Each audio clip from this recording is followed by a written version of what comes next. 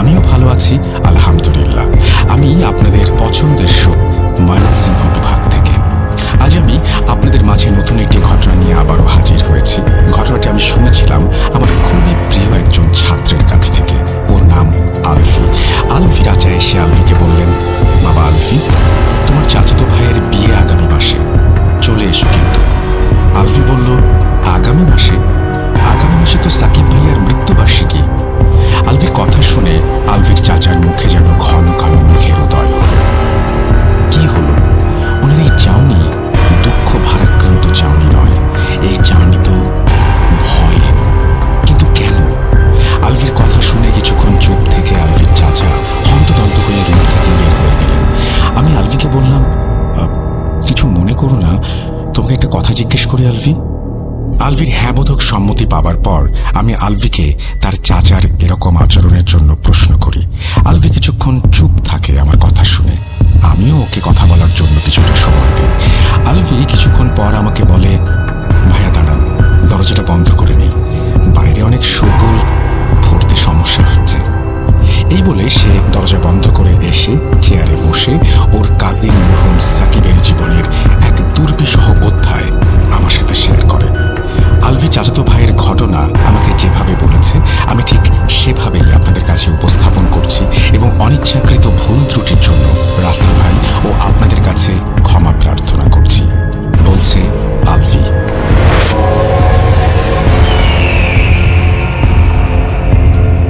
সাকিব ভাই আমাদের কাজিনদের মধ্যে সবচেয়ে বড় এবং সবার পছন্দের। জানেন শয়তান কাকে বেশি ধোঁকা দেয়? আমরা বলি যে নিয়ম করে নামাজ কালাম পড়লে, রোজা করলে, ইসলামী বিধিবিধান মানলে শয়তান নাকি আসে না, আর যারা এর বিপরীত কাজ করে শয়তান নাকি তাদেরকে বিরক্ত করে বা তাদেরকে পথভ্রষ্ট করার চেষ্টা করে। আসলে কি তাই? তাহলে সাকিব ভাইয়ের সাথে কেন এমন হলো? আসলে কি জানেন ভাইয়া, যারা আল্লাহর আদেশ নিষেধ মানে না, নামাজ কালাম পড়ে না, তাদের শয়তান ধরে না। দুঃখিত ভাইয়া, কিন্তু বলতে বাধ্য হচ্ছি যে এমন বেনামাজি আর ধর্মের বিষয়ে উদাসীন ব্যক্তিরা খোদ নিজেরাই শয়তান। তাই শয়তান তাদের কোনো ক্ষতি করে না। আর যারা আল্লাহর নেক বান্দা, তাদের প্ররোচনা দিয়ে শয়তান মৃত্যু অবধি নিয়ে যায়, যার উদাহরণ হলো সাকিব ভাইয়া। অবশ্য এখানে ওনার যে দোষ নেই তাও বলা যাবে না। কৌতূহল আর প্রমাণ করার আজব এক চক্রের মাঝে পড়ে উনি আজ কবরবাসী। ওনার মৃত্যুর প্রধান কারণ আমরা জানতেই পারতাম না যদি না উনি মৃত্যুর কয়েক মাস আগে আমাদের সবকিছু খুলে বলতেন। চলেন আগে শুরু করি ঘটনা। 2014 সাল 12 নভেম্বর বিকেল 4টা। গ্রামের সবাই সাকিব ভাইকে খুঁজে বেড়াচ্ছেন। গ্রামের মানুষের মধ্যে হইচই পড়ে গিয়েছে ইতোমধ্যে। সাকিব ভাই গতকাল রাত 8টায় বেরিয়েছিলেন বাসা থেকে, এখনো ফেরেননি। সারা গ্রামের মানুষ মিলে ওনাকে খুঁজছেন। আমার বড় চাচার বড় ছেলে সাকিব ভাই। বড় চাচা বিকেল 5টায় বাসায় এসে একটা পিঁড়িতে বসে পড়লেন। ওনার চোখে পানি। ছেলেকে উনি তখনও খুঁজে পাননি। গ্রাম পুলিশের এক দল 12টা থেকে খোঁজ চালিয়ে যাচ্ছে, কিন্তু সাকিব ভাইয়ের কোনো খোঁজ নেই। মাগরিবের আজান দিল, মসজিদে মাইকিং করা হলো। আমরা সবাই জামাতে নামাজ আদায় করে দোয়া করলাম যেন সাকিব ভাই সহি সালামতে ফিরে আসে। মাগরিবের নামাজ পড়ে বাসায় ফিরে সকলে টর্চ লাইট নিয়ে ওনাকে খুঁজতে বের হওয়ার জন্য রেডি হচ্ছিলাম। এমন সময় গ্রাম প্রধান একজন বৃদ্ধ কবিরাজকে নিয়ে আমাদের বাসায় হাজির হলো। আমরা যদিও এ সমস্ত বুজুর্গিতে বিলিভ করতাম না, কিন্তু কথায় আছে না, দেয়ালে পিঠ থেকে গেলে মানুষ খোঁজে না, এমন কোনো উপায় নেই। কবিরাজকে উঠোনে বসানো হলো। আকাশে তখন পূর্ণিমার চাঁদ উঠেছে। বিদ্যুৎহীন সময়ে এই চাঁদের আলো যেন হাজার বছর পেছনে নিয়ে গেল আমাদের।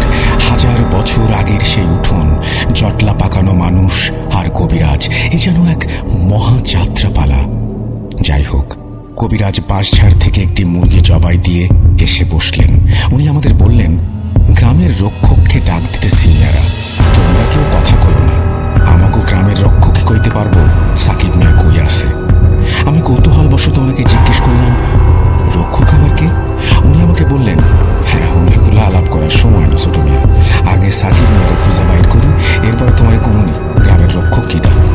আল্লাহর নাম নিয়া বহ এইখানে। আমি চুপ করে বসলাম। কবিরাজ একটা মাটির পাত্রে পানি নিয়ে জবাই করা মুরগির রক্ত সেই পানিতে ঢাললেন।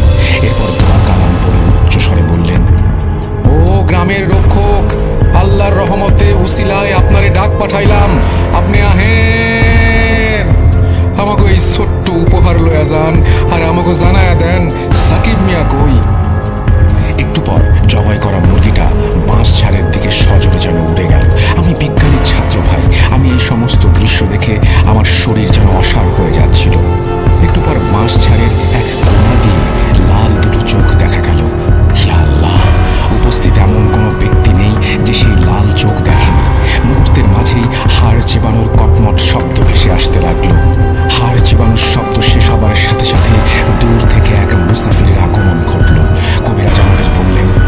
সবাই পিছে সরেন, কেউ সামনে আসবেন না।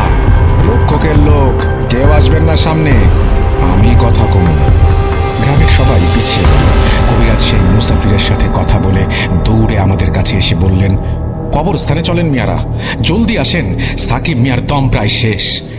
ঘরের পুরুষ মানুষরা লাঠি সোটা আর টর্চ লাইট নিয়ে কবরস্থানের দিকে ছুটলাম। কবরস্থানে গিয়ে দেখলাম কবরস্থানের গেটের সামনে একটা কালো বিড়াল, যার চোখ সেই বাঁশ ঝাড়ে দেখা চোখের মতো লাল। বিড়ালটি আমাদের দেখে ভয় পেল না, সে আমাদের সামনে হাঁটতে লাগলো আর 2-1 মিনিট পর একটি কবরের সামনে গিয়ে বসে পড়ল। ওই তো সাকিব ভাই পড়ে আছে কবরের পাশে। কবরটিও অনেকটাই খোঁড়া হয়েছে, কাফনের কাপড় দেখা যাচ্ছে, বেশি পুরাতন না। কবর থেকে দুর্গন্ধ বের হচ্ছে। কবিরাজ সাকিব ভাইকে এখান থেকে নিয়ে যেতে বললেন আর গ্রামের কয়েকজনকে নিয়ে উনি কবরটাকে ঠিক করতে লাগলেন। সাকিব ভাইকে বাড়ি আনার পর ওনাকে উঠোনে শুইয়ে রাখা হলো। কবিরাজ এলেন কিছুক্ষণ পর। উনি একটা স্টিলের গ্লাসে পানি পড়া দিয়ে সাকিব ভাইয়ের মুখ খুলে ওনার মুখে ঢাললেন। ভাইয়ের মাথায় হাত দিয়ে উনি দোয়া দুরুদ পড়তে লাগলেন। আমরা উঠোন থেকে দেখছিলাম বাঁশঝাড় থেকে সেই লাল দুটি চোখ জোড়া মিলিয়ে যাওয়ার সাথে সাথে সাকিব ভাইয়ের জ্ঞান ফিরল। আমরা ওনাকে পানি খাওয়ালাম। এরপর কবিরাজ ওনার পকেট থেকে একটা পত্রিকার কাগজে মোড়া জিনিস বের করলেন। উনি বললেন, রক্ষকের মুসাফির এই দাওয়া দিছে মিয়ারা, ডরের কিছু নাই, এইটা সাকিব মিয়ারে খাওয়াও। কাগজ খুলে দেখা গেল